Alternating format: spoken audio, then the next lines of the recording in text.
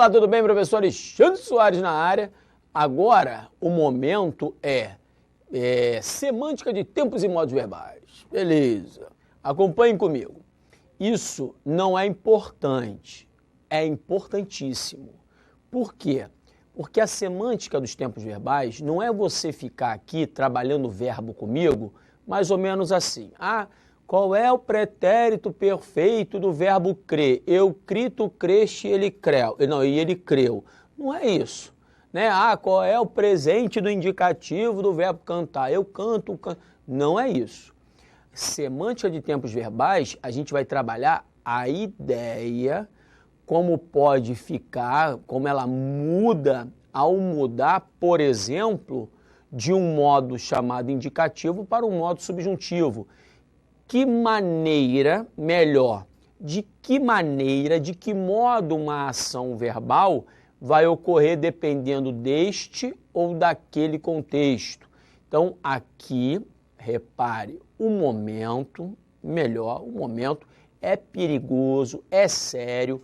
Tudo que eu disser você anota. Já fiz algumas anotações para a gente, né, dar aquela visão geral da matéria, mas o mais importante vai ser quando eu chegar ao exercício. Então, tudo que eu disser na hora do exercício é legal você anotar. Cuidado porque, já que é um vídeo, né, fica muito mais fácil. Você para, volta, grava, e anota, para, volta, porque cada detalhe vai fazer muita diferença para várias questões que haverá neste momento. Tudo bem? Então, vamos começar. Subindo degraus devagarzinho, semântica de tempos e modos verbais. Isso significa o quê?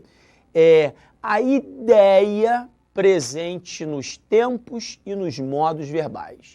Isso é muito importante para questões de prova, para quem quer redigir bem, para quem quer ler bem, para quem quer, resumindo toda a história, para quem quer usar bem a língua.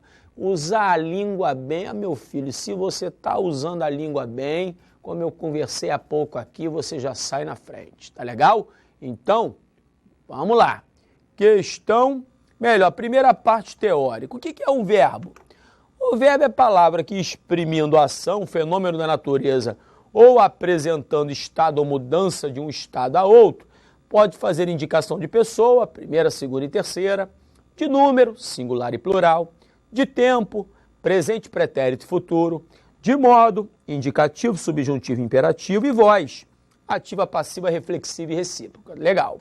Aqui, na verdade, são três, ao pé da letra são três, né? Ativa, passiva e reflexiva. A recíproca nada mais é que uma reflexiva com uma ideia de reciprocidade. Mas não vamos nos prender a isso inicialmente, porque não é o foco inicial, tá? Então, voltando, acompanhe. Um homem já escorregou neste chão, isso é uma ação. As matas continuam indefesas, é um estado. Anoitecia, é um fenômeno da natureza. Ela continua eufórica, é um estado. Ela se tornou eufórica, é uma mudança de estado. Então, todas essas características do verbo, é lógico. Mudança de estado, ação, isso fica muito aquém do que vamos ver, não há dúvida. Então, agora, ao pé da letra, é a parte importante. Quando você começa a enxergar que o tempo verbal e o modo verbal fazem muita diferença na hora de eu entender um texto e na hora de eu escrever um texto. E, lógico, na hora de eu fazer as questões de prova. Então, vamos lá. Observação. O modo chamado indicativo, ele indica a certeza, o fato. Entretanto, o futuro do pretérito é uma ovelha desgarrada, é uma exceção. Eu vou falar daqui a pouco melhor, né? Eu vou falar mais sobre isso. Fica melhor assim. Vou falar mais sobre isso. Segura um cadinho. O modo subjuntivo, em regra, indica uma hipótese, uma dúvida, uma possibilidade. Essa é só a visão chamada geral. Geral, inicial, a parte expositiva da matéria. Mas calma, que a gente vai dar uma aprofundada. Segura um cadinho. Agora, repare comigo. Aspectos verbais. Dá-se o nome de aspecto verbal ao valor semântico contextual. É o que nos interessa hoje. Que um tempo verbal pode assumir. Por ser da área da semântica e, portanto, da interpretação textual, um estudo mais amplo dos aspectos verbais, você vai encontrar no momento em que a gente fizer um cursinho de interpretação textual aqui. Acompanhem comigo. Vai chegar um momento, dentro dos nossos módulos, que eu vou trabalhar só um curso de interpretação textual com você.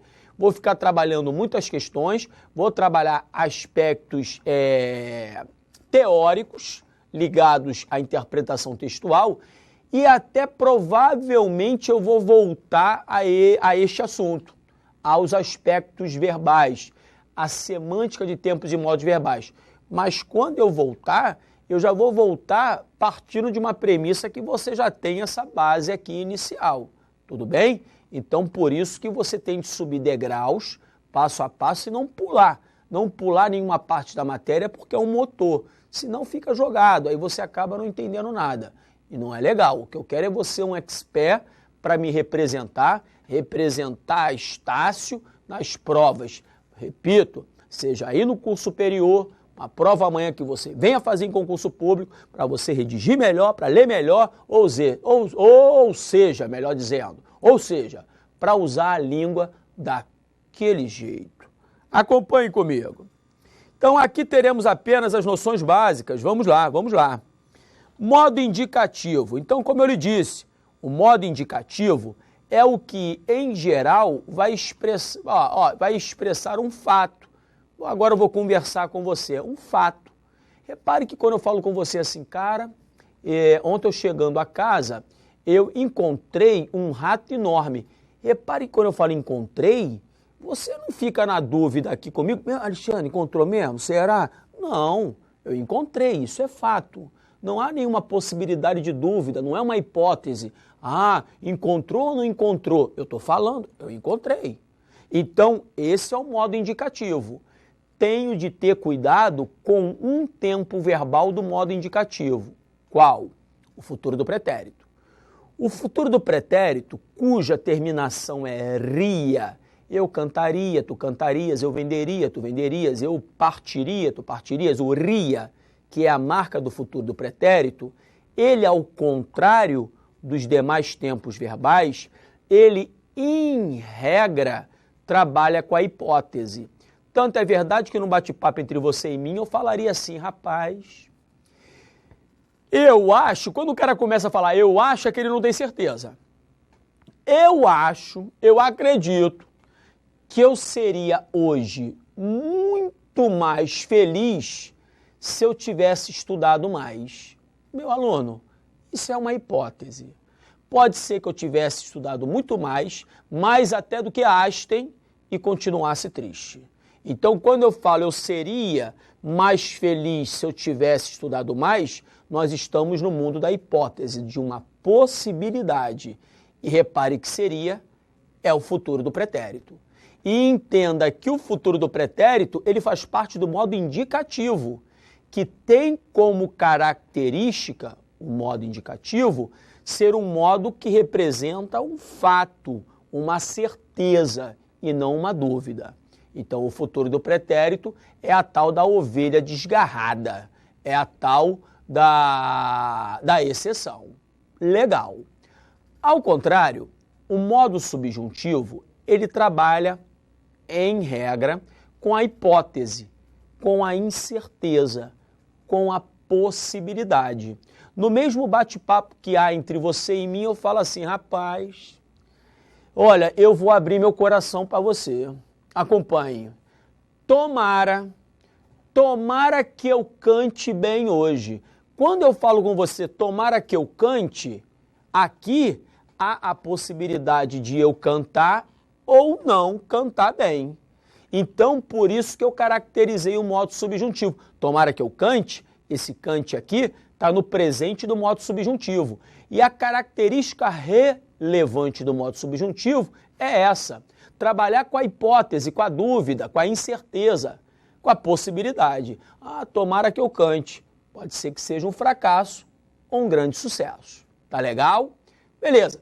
Modo indicativo, modo subjuntivo, e o modo imperativo.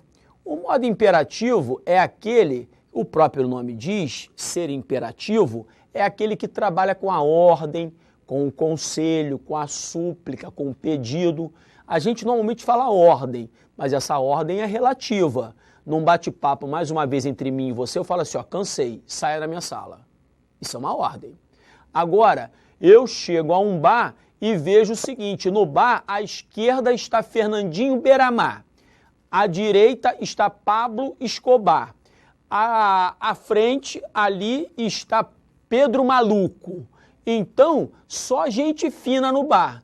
Eu chego aqui do seu lado, pertinho de você e falo, olha só, saia, porque isso aqui tá esquisito pra caramba, isso aqui não é lugar para você não. Então eu não estou dando ordem alguma, se você quiser ficar com essa galera maneira que está, maneira pra caramba que está no ambiente, você fica. Mas se você não quiser ficar, eu estou te dando um conselho. Percebeu? Então vai depender de entoação.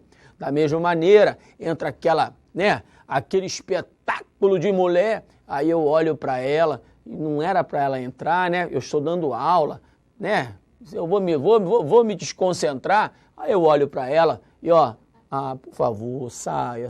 Aí eu já não estou dando mais ordem, aí né, pode ser até súplica, me jogo no chão se for o caso e tudo. É uma outra história. Então o imperativo, quando a gente fala que a gente trabalha com a ordem no imperativo, essa ordem é relativa, porque ela depende de contexto. Tudo bem? Beleza. E é exatamente o que está escrito aqui. Modo indicativo, modo subjuntivo. Repare. Aí vem aqui quatro questões. Então são 4 questões que dá para a gente fazer rapidamente, só para trabalhar o início desse novo momento. Semântica de tempos e modos verbais. Acompanhe. Em que alternativa o verbo expressa fato pontual e concluso no passado? Meu aluno, não se esqueça de que passado é pretérito. Pretérito. É pretérito. E o pretérito, para a gente, há 3. O pretérito chamado perfeito. Perfeito. O pretérito chamado imperfeito. Imperfeito. E o pretérito chamado mais que perfeito. Fique tranquilo que no outro bloco eu vou repetir isto mais uma vez. Eu vou falar de novo. Eu vou ficar falando isso o tempo todo. E o que você tem de tentar entender é o seguinte. Quando se fala em pretérito perfeito, está se falando em ação pontual que ocorreu no passado de forma completa. Como assim? Eu falo com você, eu cantei, essa ação ocorreu num ponto da linha cronológica, ela terminou no passado e ela não durou uma faixa de tempo, ela não durou um tempo, ela não foi um hábito, ela simplesmente aconteceu. Cantei, esse é o pretérito perfeito. O pretérito imperfeito, ao contrário, é uma ação que durou um tempo no passado, terminada no passado. Quando eu falo com você assim, nossa, eu cantava bastante, então era um hábito meu cantar. Então essa ação ela durou um tempo. Se ela durou um tempo, ela é durativa. Por isso impontual. Por isso pretérito imperfeito. E o pretérito mais que perfeito, cuja marca é o rá sem acento, é o rá átono, eu cantara, eu vendera, eu partira, é o passado de um outro passado. Repare o exemplo. Escolhera a música e depois a cantou. Repare que o ato de escolher é anterior ao ato de cantar, que também é passado. Então, se escolher é o passado de um outro passado, é o pretérito mais que perfeito. Por isso, escolhera e depois a cantou. Porque o ato de escolher é anterior ao ato de cantar. Isso tem que estar na ponta da língua e eu vou repetir pelo menos umas 10 vezes para você. Então, na questão aqui, voltei, ele quer fato pontual concluso no passado. Quando você vir pontual concluso no passado, estamos falando de pretérito perfeito. Isso tem de estar na ponta da língua. E o pretérito imperfeito, e o pretérito perfeito Dentre as opções apresentadas está na letra A, briguei. Letra B, brigava é pretérito imperfeito. Letra C, brigarei é futuro do presente. E letra D, de dado brigo, é presente do indicativo.